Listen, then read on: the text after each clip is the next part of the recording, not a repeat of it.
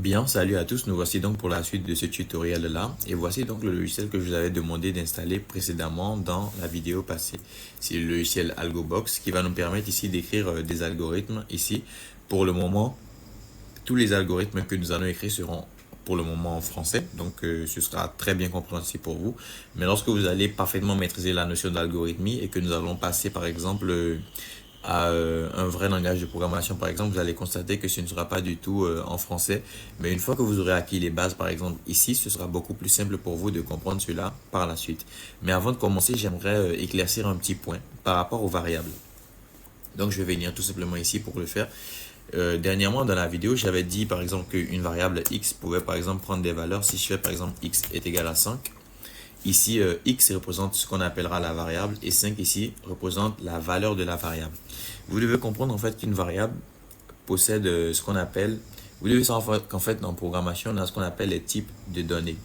Ici, la variable x a pris la valeur de 5. Ici, 5 représente quoi? La valeur de la variable. Mais 5, avant tout, 5 est un chiffre. Donc ici, 5 est un nombre. On est d'accord que 5 est un chiffre. Ce qui signifie que x est de type nombre. Donc le type de la variable x, c'est un nombre parce que la valeur qu'il a pris est celle d'un nombre. Donc son type est effectivement un nombre. Donc toute variable en fait qui a une valeur numérique est de type nombre. Je répète, toute variable qui a une valeur numérique est de type nombre. Voilà. Parce que ici 5 c'est un nombre. Donc x il contient 5. Donc bon voilà. Il y a aussi pas mal d'autres types de données en programmation. Donc, on a le type. Donc, je vais essayer de vous lister les types. On a les nombres. On a les chaînes. Ce qu'on va appeler aussi chaîne de caractères, si vous voulez. On a les listes. On a les booléens. On a les booléens. En fait, on a pas mal de types de données en fait, mais pour le moment, je vais retirer ces trois-là, ces deux-là en fait. Je vais juste garder chaîne et nombre pour vous. Pour débuter, pour le moment, ce serait idéal que vous compreniez pour le moment qu'on a deux types de variables, les nombres et les chaînes. Je vais vous donner, vous allez sûrement vous demander c'est quoi une chaîne. Donc, je vais vous donner un exemple tout simplement de ce que représente une chaîne. Si par exemple, je fais y est égal à bonjour. Ici, bonjour représente la valeur de la variable y. Ici, bonjour est une chaîne de caractères parce que c'est alphabétique et c'est situé entre des cotations. Donc, lorsque vous voyez quelque chose entre des cotations, sachez que c'est une chaîne de caractères. Ça peut très bien être ce genre de cotations comme ceux-là aussi. Donc, peu importe la cotation que vous utilisez. Lorsque vous les voyez en fait entre des cotations, c'est une chaîne de caractères. Je peux très bien écrire une phrase à l'intérieur. Je peux écrire bonjour les gens par exemple. C'est une chaîne de caractères dans tous les cas. Lorsque je fais par exemple z est égal à 10. Selon vous ici, 10 représente quoi? Est-ce que c'est un nombre ou une chaîne de caractères? Pour répondre à la question tout simplement, ici Z, c'est une chaîne de caractères tout simplement parce qu'il est en des cotations. Pour aussi éclaircir certains trucs, on ne peut pas faire une addition entre une chaîne de caractères et un nombre. Par exemple, c'est un peu comme si tu essaies de faire bonjour. Tu essaies de faire par exemple l'addition de bonjour plus par exemple 5. Ça se fait pas. Tu ne peux pas associer une valeur numérique avec une chaîne de caractères par exemple. Vous suivez? Vous devez savoir également qu'il y a une différence entre... je vais parler des conventions de nommage des variables par exemple. Donc, lorsque vous écrivez par exemple x est égal à 10 et que vous faites par exemple ensuite grand X ici est égal à 5, sachez que ces deux variables-là, c'est pas la même chose. Le grand X et le petit x, ce n'est pas du tout la même chose, ce n'est pas la même variable. C'est comme en mathématiques, lorsque tu fais petit a et grand A, c'est pas la même chose, vous voyez. Donc voilà. Donc lorsque tu vas utiliser par exemple petit x et puis grand X après, c'est pas forcément, c'est même pas du tout la même variable. C'est pas une histoire de forcément, c'est pas du tout la même variable. Donc voilà. Donc c'est un peu ces points-là que j'aimerais éclaircir. Et pour continuer, par exemple, je vais faire un petit exemple. Si je vous dis par exemple que x est égal à 10, puis après je fais par exemple x, le petit x toujours, hein, je dis par exemple que x est égal à 2. Selon vous, si j'essaie d'afficher x, quelle serait la valeur de x ici, selon vous? Et bien pour répondre à la question, x ici, sa vraie valeur, ce serait 2. Vous savez pourquoi? Ici, j'ai dit que x est égal à 10, puis ici, j'ai dit que x est égal à 2. En fait, en programmation, on prend la dernière valeur qu'on a assignée à une même variable. Donc ici, si j'ai dit que x est égal à 10, puis après j'ai dit que x est égal à 2, bah, il conserve tout simplement la deuxième valeur parce qu'il écrase la première. Cette valeur-ci va venir écraser celle-ci. Donc x va rester égal à 2. Donc voilà, donc c'est tout ce que j'ai à clarifier pour le moment. Nous allons revenir donc dans le logiciel rapidement. Et vous allez voir ici que dans le logiciel AlgoBox, il y a pas mal de choses ici. Tout d'abord, vous allez remarquer qu'il y a le mode normal et le mode éditeur. Le mode normal vous permet de tout simplement auto-compléter avec des choses qui sont directement ici. Vous voyez déclarer une nouvelle variable, ajouter une variable, afficher, etc. Et le mode normal vous permet d'écrire directement. Donc, vous n'avez pas besoin de l'autocomplétion. Vous pouvez directement écrire le code. Moi, je préfère beaucoup plus le mode éditeur. Mais pour vous, vu que c'est un début, nous allons tout simplement utiliser le mode normal parce que c'est beaucoup plus facile à appréhender pour les débutants. Bien. Ce que nous allons tout simplement faire, vous allez constater ici d'abord que nous avons pas mal de niveaux. Nous avons fonction utilisée, variable, début et fin algorithmique. Ce qui va nous intéresser le plus ici, c'est variable, début algorithmique et fin algorithmique. Donc, fin algorithme, excusez-moi autant pour moi. Donc, ici, ce que nous allons commencer par faire, c'est délimiter clairement les choses. Au niveau de variable, c'est ici que nous allons déclarer les variables. Donc, je vais déclarer par exemple la variable nombre. Non, je vais par exemple appeler une variable, je vais la déclarer par exemple NB1 pour dire que la variable s'appelle nombre. Mais avant cela, j'aimerais clarifier quelque chose. Par exemple, si je fais ceci, si j'écris par exemple nombre. Ici, vous allez constater qu'on me demande d'entrer le nom de la variable. Donc, j'ai appelé ma variable nombre, vu que je peux appeler ma variable comme je veux. Ici, on me demande un type de variable. Ici, j'ai choisi le type soit nombre, soit chaîne, soit liste. Ici, ce qui va nous intéresser, par exemple, c'est le type nombre. Vous allez constater ici que ça va me générer une erreur. Ça va me dire nom de variable interdit. Vous savez pourquoi? Tout simplement parce que j'ai écrit nombre, alors qu'on a un type de données qui s'appelle justement nombre. Donc, ce sont un peu comme des noms réservés au système. Donc, tu ne peux pas appeler une variable comme ça. Mais si, par exemple, j'écris nombre avec un S, c'est pas la même chose, vous voyez? Donc, nombre avec un S, c'est pas la même chose que le nombre que le système y choisit. Donc, voilà. Donc, je vais supprimer tout simplement cette ligne-là. Donc, supprimer la ligne. Voilà. Je vais reprendre maintenant. Je vais créer une nouvelle variable, je vais l'appeler NB1, tout simplement pour commencer. Et je vais valider. NB1 est de type nombre. Voilà, vous allez voir qu'il a bien affiché ici. NB1 est de type nombre. Je vais créer une deuxième variable. Je vais l'appeler NB2 par exemple. NB2, qui est également de type nombre. Voilà. Maintenant, au niveau de début algorithme, je vais toucher tout simplement début algorithme. Il y a fin ici, je touche début. Je fais nouvelle ligne, je clique là. Et vous allez voir qu'il y a pas mal d'options ici qui vont me permettre de travailler efficacement. Donc, je vais par exemple cliquer sur affecter valeur à variable. Ce qui va nous permettre d'affecter une valeur à une variable. Globalement, c'est un peu comme si je faisais NB1. Si je veux par exemple faire l'équivalent de NB1 est égal à 10, en algorithmie, là-bas, ça va donner NB1 prend la valeur de 10. De 10, excusez-moi autant pour moi. Prends la valeur de 10. Donc là-bas, c'est ce que ça va donner. Donc ici, lorsque je vais cliquer sur affecter valeur à variable, il va me demander de choisir le nom de la variable ici. On a deux variables, NB1 et NB2. Je choisis NB1. Il me demande la valeur que je veux lui affecter. Ici, vous allez voir qu'il y a pas mal de fonctions mathématiques. On a SQRT, c'est pour la racine carrée. On a POW pour la puissance, et etc., etc. Vous allez voir, il y a sinus, cosinus, round, il y a pas mal de fonctions. Mais pour le moment, nous allons vraiment partir sur les bases. Donc ici, nous allons donner une valeur à la variable NB1. Ici, je vais par exemple lui donner la valeur de 10. Et je vais faire OK. Il m'affiche bien ici, NB1 prend la valeur de 10. Et je vais par exemple ajouter une nouvelle ligne encore pour donner une valeur à la variable NB2. Donc ici, je vais prendre NB2 cette fois-ci et je vais lui donner par exemple la valeur de 5. Et je vais faire un OK. Vous allez voir ici maintenant qu'on a NB1 qui prend la valeur de 10 et NB2 qui prend, NB2 qui prend la valeur de 5. Ce que je vais faire tout simplement maintenant, c'est afficher les valeurs de ces variables-là. Donc ici, on a NB1 qui est égal à 10 et NB2 qui est égal à 5. Donc ce que nous allons faire tout simplement ici, c'est ajouter par exemple une nouvelle ligne. Ici, vous allez chercher ajouter afficher variable. Donc ici, c'est pour afficher. Donc, je vais afficher la valeur de la variable NB1. Donc, je fais OK. Il m'affiche ici afficher NB1. Vous voyez? En fait, c'est un peu l'un des avantages du mode du mode normal, là vous appuyez tout simplement, vous remplissez les choses très rapidement et ça va très rapidement. Alors qu'en mode éditeur, vous serez obligé d'écrire. Par exemple, ici, si je veux passer en mode éditeur, je vais l'écrire. Je vais écrire tout simplement le afficher NB2 par exemple. NB2. Voilà. Donc, je vais revenir en mode normal tout simplement. Hein. Donc, bon.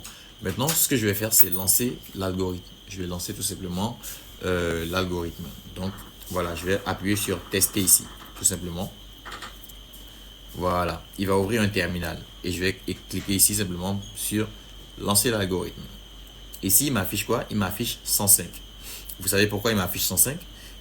Ici, la valeur de NB1, c'est 10. La valeur de NB2, c'est 5. Donc ici, il m'affiche 105. En fait, il a collé tout simplement les valeurs de ces variables-là. Donc, ce que je vais faire, c'est essayer d'aller à la ligne maintenant. Donc, je vais revenir ici sur l'affichage de NB1. Donc, je vais supprimer la ligne. Donc, je vais modifier, c'est mieux. Il me dit ici, retour à la ligne. Je vais cocher ici et faire OK. Voilà. Et maintenant, je vais relancer l'algorithme. Voilà. Maintenant, lorsque je relance l'algorithme, il sépare bien les deux valeurs. Donc ici, il affiche NB1, sa valeur c'est 10, et NB2 ici, sa valeur c'est 5, tout simplement. Voilà. Donc vous savez tout simplement comment on déclare une variable, comment on affecte une valeur à cette variable-là, comment on affiche cette variable-là. Et nous allons essayer de pousser un peu plus loin et d'essayer maintenant d'afficher des valeurs un peu comme des chaînes de caractères par exemple. Donc nous allons ajouter par exemple une nouvelle variable ici. Donc je vais venir au niveau des variables tout simplement et je vais faire déclarer une nouvelle variable. Je vais peut-être appeler la variable nom. Je vais nommer le nom, la variable nom. Je vais la nommer nom. Voilà. Le nom de la variable ici ce sera nom et je vais lui donner le type chaîne. Ok. Voilà. Maintenant, tout simplement ici, je vais faire quoi? Je vais ajouter une nouvelle ligne et qu'est-ce que je vais faire? Je vais donner une valeur à cette variable là. Donc, je vais affecter une valeur à la variable nom. Donc, la variable s'appelle nom. Je peux par exemple dire que le nom de la personne c'est Jean. J'écris Jean.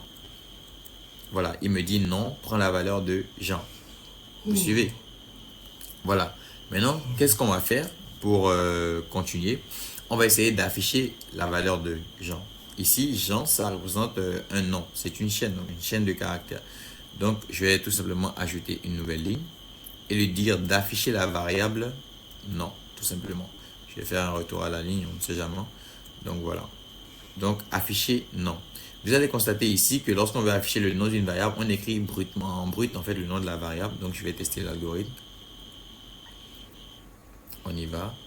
Non, en fait, avant de tester, je vais envoyer un retour à la ligne à l'affichage de NB2. Sinon, ça va coller en fait la valeur de NB2 avec la valeur de nom. Donc, je vais modifier cette ligne et ajouter un retour à la ligne ici, à NB2. Et maintenant, je vais relancer l'algorithme tout simplement. Donc, lancer l'algorithme. Ici, il m'affiche 105, il m'affiche 5, mais il ne m'affiche pas la valeur de nom. Tout simplement, ce qui signifie qu'il y a quelque chose qui a mal tourné au niveau de l'algorithme. Donc, nous allons essayer de vérifier tout cela. Ici, je lui demande je lui ai dit non, prends la valeur de Jean. Sûrement, il y a une erreur quelque part par ici. Donc, voilà. Peut-être qu'il s'attend à tenir Jean sous forme de chaîne de caractères. Voilà. Donc, je vais corriger ça comme cela. Non, prends la valeur de Jean. Et ici, nous affichons non. Donc, voilà, il y a aussi quelque chose que je dois faire. Je dois enregistrer. Donc, je vais enregistrer le fichier quelque part. Donc, je vais l'appeler juste algo. Donc, je vais l'enregistrer quelque part rapidement. Comme ça, je pourrais faire des contrôles S à chaque fois. Donc, bref, c'est pas... Je teste maintenant l'algorithme. Je relance. Voilà, là, il m'affiche bien Jean. Vous voyez, il m'affiche bien Jean. En fait, il refusait tout simplement parce que je n'ai pas mis Jean en format de chaîne de caractères. Vous savez, parce que je vous avais dit que les chaînes de caractères doivent être en fait dans des cotations. Donc, dans une cotation, par exemple, ici. Donc, là, maintenant, il m'affiche bien la valeur de Jean. Ce que nous allons faire simplement ici, c'est que nous allons maintenant partir depuis le début. Nous allons faire un petit programme qui va, par exemple, faire la somme de deux nombres. Donc, je vais effacer tout ce qu'on a ici. Je vais effacer ça. Supprimer, mais pour effacer plus rapidement, je vais passer en mode éditeur pour supprimer plus vite. Voilà. Et maintenant, je vais revenir en mode normal pour vous. Donc, je vais déclarer ici deux variables. Je vais déclarer la variable nombre 1 par exemple. Nombre 1, c'est de type nombre. OK. Je vais déclarer une autre variable ici que je vais appeler nombre 2 qui aussi sera de type nombre. Maintenant, l'idée ici, c'est de faire un programme qui va faire l'addition. Donc, je vais créer une troisième variable qui va s'appeler par exemple total. Total. Qui sera aussi de type nombre. Voilà. Ici, au niveau de début algorithme, je vais ajouter une nouvelle ligne. Et je vais par exemple dire que nombre 1, je vais donner une valeur à nombre 1. Je vais dire par exemple que nombre 1 prend la valeur de 40. OK. Et je vais ajouter une nouvelle ligne. Affecter valeur à variable. Donc nombre 2 ici prend la valeur par exemple 20. Voilà. Maintenant, ce que je vais faire maintenant, c'est donner maintenant une valeur à total. Qu'est-ce que je vais faire? Je vais ajouter une nouvelle ligne. Et ici, je vais dire que total prend la valeur de nombre 1 plus nombre 2. Voilà. Maintenant, je fais OK. Voilà. Total prend la valeur de nombre 1 plus nombre 2. Et maintenant, qu'est-ce qu'on va faire? On va afficher la valeur de total. Donc, je vais faire une nouvelle ligne et je vais afficher variable. Donc, je vais afficher la variable total. Je vais mettre un retour à la ligne au cas où. Donc, bon, voilà. Donc, ici, je réexplique rapidement ce que ce programme-là fait. Ce programme fait quoi? Il crée, nous allons tout simplement créer, nous avons créé ici une variable nombre 1 qui est de type nombre. Nombre 2 qui est aussi de type nombre et total qui est de type nombre également, qui est de type, excusez-moi. Donc ici, on affecte maintenant les valeurs à des variables. Nombre 1 prend la valeur de 40, nombre 2 prend la valeur de 20. Ici, on dit que total, donc la variable total prend la valeur de nombre 1 plus nombre 2. Et ici, on fait afficher total. Si vous ne faites pas afficher, vous n'allez pas afficher la valeur de la variable. Donc, nous allons tester maintenant l'algorithme. Voilà, on va lancer l'algorithme. Il nous affiche 60. C'est la valeur de total. Donc, qu'est-ce qu'il a fait? Le programme, il a fait quoi? Il a tout simplement additionné le nombre 1 avec le nombre 2. Donc, ici, on a demandé d'afficher la valeur de total. Alors que total représente nombre 1 plus nombre 2. Alors que nombre 1, c'est 40, nombre 2, c'est 20. 20 plus, et 40 plus 20, ça fait bien 60. Donc, voilà, on a bien les 60 qu'il a affichés. Voilà. Donc, ça, c'est un petit programme qui fait tout simplement l'addition de deux nombres. On peut aller sur un programme qui va par exemple faire la soustraction, la division, la multiplication, etc., etc. On peut faire tellement de choses. Et maintenant, pour diversifier un peu les exemples, je vais partir sur des exemples avec des chaînes de caractères maintenant. Donc, allons-y. Je vais par exemple créer une chaîne de caractères, une variable en fait. Donc, je vais déclarer une variable que je vais appeler par exemple. Bon, je vais passer en mode normal. Sinon, pour vous en fait, donc mode normal. Voilà, donc je vais ici, je vais déclarer une variable que je vais appeler par exemple nom. Et je vais dire que c'est une chaîne. Donc chaîne, ok. Et je vais déclarer une seconde variable que je vais appeler prénom. Qui sera également une chaîne de caractères. Donc une chaîne. Voilà. Maintenant, ce que je vais faire maintenant, c'est donner une valeur à ces variables-là. Donc nouvelle ligne au niveau de débuter l'algorithme. Affecter valeur à variable. Donc le nom ici, je vais par exemple dire que c'est John. Donc, je vais mettre John, par exemple. Bon, prenons un nom simple, Jean. Voilà. Et je vais maintenant ajouter une nouvelle ligne, ici pour débuter. Et je vais prendre maintenant la variable prénom. Prénom. Et je vais lui donner le prénom de mon prénom. Bon, c'est vrai que le nom Jean, c'est vrai que le nom de famille Jean, c'est pas trop parlant. Donc, bon, prénom, je vais par exemple dire Paul. C'est vrai que, bon, nom de famille, Jean, c'est pas trop, mais bon, allons-y. Prénom, Paul. Voilà. Bon, j'ai oublié de la mettre en format de chaîne de caractères, excusez-moi. Donc, je vais mettre la cotation juste là. Donc, le nom de famille de la personne, ce sera Jean et le prénom, ce sera Paul. Maintenant, ce que je vais faire maintenant, c'est afficher, par exemple, le nom. Donc, je vais ajouter une nouvelle ligne. Je vais afficher le nom. Donc, je vais prendre afficher variable. Je vais afficher la variable nom. Puis ensuite, je vais afficher la variable prénom. Donc, nouvelle ligne. Je vais afficher maintenant la variable prénom. Voilà, et maintenant je vais tester l'algorithme. On va lancer l'algorithme. Voilà, il m'affiche bien Jean-Paul. Voilà. Ici, on a tout simplement affiché les valeurs de ces variables-là, tout simplement. Maintenant, ici, vous devez savoir qu'on peut aussi afficher des messages. Exemple, je fais une nouvelle ligne, par exemple. Je vais, par exemple, juste afficher un message. C'est pas une variable, c'est juste un message, tout simplement, hein. Donc, je fais ajouter, afficher message. Donc là, je vais juste afficher un message. Je peux dire, par exemple, bonjour. Bon, je vais le mettre en format de chat. Bon, je vais l'écrire tout simplement. Je vais écrire bonjour tout le monde. Ok, voilà, il m'affiche bien ce message là. Vous voyez qu'il met les cotations déjà de lui-même. Donc bonjour tout le monde. Lorsque je vais lancer l'algorithme, vous allez voir, il va m'écrire bonjour tout le monde. Aussi en bas, voilà. Il m'écrit Jean, Paul et bonjour tout le monde juste en bas ici. Vous voyez, donc là c'est vraiment juste pour afficher un message. Vous allez voir son utilité juste après. C'est un peu, vous allez constater par exemple lorsque vous faites par exemple des transferts d'argent à quelqu'un.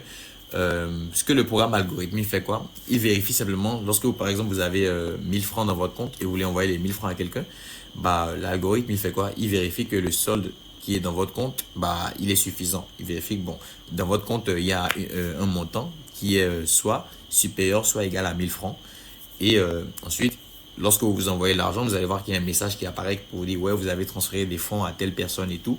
Bah, on affiche, c'est juste un message qu'on affiche tout simplement lorsque l'opération de transaction est un succès. Bien. Ici, on va tester un exemple encore beaucoup plus parlant. Donc, je vais faire ici au niveau d'afficher, je vais peut-être afficher autre chose. Donc, je vais supprimer cette ligne-là. Ici, je vais par exemple faire nouvelle ligne. Ici, on a récupéré le nom de la personne. Ici, le nom, c'est Jean. Le prénom, c'est Paul. On a affiché le nom, on a affiché le prénom. Mais là, maintenant, on va essayer d'afficher une phrase. On va écrire votre nom est, on lui affiche son nom. Et votre prénom est, on lui affiche son prénom. Donc, voilà, ce sera l'exercice à faire. Donc, ici, nom prend la valeur de Jean, prénom prend la valeur de Paul. Maintenant, ce qu'on va chercher à faire, c'est obtenir le résultat suivant. Votre nom est Jean, votre prénom est Paul. Voilà. Donc, on va tout simplement faire quoi? On va afficher un message. On va écrire votre nom est. On va mettre 2 points. On ne va pas mettre de retour à la ligne. Donc, on va tout simplement mettre un espace et faire OK. Ça met votre nom est, tout simplement. Excusez-moi, c'est juste mon frère qui est tout à côté. Donc, bon, on va ajouter une nouvelle ligne. Et on va prendre une nouvelle ligne, excusez-moi, autant pour moi. On va afficher un autre message. Non. Il y a d'abord une erreur. Ceux qui ont été attentifs ont constaté qu'il y avait une erreur. Ici, on fait quoi? On affiche un message en fait. Donc, afficher votre nom est. Donc, ici, on veut afficher le nom de la personne. Donc, on doit afficher la variable nom juste après. Donc, la nouvelle ligne qu'on va ajouter, ce sera pour la variable nom. Donc, ici, on va afficher la variable. Donc, on va tout simplement faire afficher variable. Donc, on va afficher la variable nom juste ici. On fait OK. Donc, ici, qu'est-ce qu'on fait? On lui affiche le message votre nom est. Ensuite, on affiche son nom. Ici, c'est la variable nom qui est juste là. Vous allez constater que la variable nom, elle n'est pas dans des cotations. Donc, c'est la variable qui est vraiment là en dur. Donc, on va faire une nouvelle ligne. Là, on va afficher un message. Votre prénom est 2 points. OK. Voilà. Et maintenant, on va lui afficher la variable prénom. Donc, afficher la variable, ajouter afficher variable. Donc, on va lui afficher la variable prénom. On va faire un OK. Et maintenant, on va tester l'algorithme pour commencer. Donc, voilà. On lance l'algorithme. Il me dit bien votre nom est Jean, votre prénom est Paul. Ici, vous allez constater que Jean et votre prénom, c'est collé. Donc, je vais essayer d'ajouter un retour à la ligne. Ici, votre nom est. Ici, votre nom est. On affiche la variable nom. Ici, je vais modifier et ajouter un retour à la ligne. Ici. Comme ça, lorsqu'il va afficher le nom, il va faire un retour à la ligne pour afficher la phrase suivante. Votre prénom est. Donc, bon, voilà. On va relancer l'algorithme. Tout simplement, on patiente. Donc, on lance. Votre nom est Jean, votre prénom est Paul. Voilà, donc là, on a tout simplement bien écrit l'algorithme et pour le moment, il n'y a pas d'erreur. Vous devez savoir que les algorithmes, il peut y avoir des erreurs. On peut passer des heures, par exemple, à rechercher une erreur, etc., des trucs du genre. Donc, vous devez vraiment être à cheval sur les erreurs de syntaxe, la nomenclature des variables, etc., etc. Donc, pour le moment, c'est tout ce que nous allons voir en ce qui concerne les variables pour le moment, hein. Donc, je vais faire une petite vidéo juste après en guise de travaux pratiques. Nous allons vraiment pratiquer en faisant quelques exercices. Ceci, c'est une vidéo d'introduction aux variables. Donc, je vais faire quelques vidéos juste après qui seront des TP, donc des travaux pratiques, où nous allons, je vais vous exposer des exercices et nous allons prendre le temps de résoudre chacun de ces exercices-là de A à Z jusqu'à la fin pour que vous puissiez quand même avoir un peu plus d'expérience au niveau de la manipulation des données avec AlgoBox par exemple. Donc ce sera tout pour cette vidéo là. Vous allez me dire ce que vous en pensez dans les commentaires et merci de liker, de commenter, surtout de vous abonner et merci, on se donne rendez-vous pour une prochaine vidéo.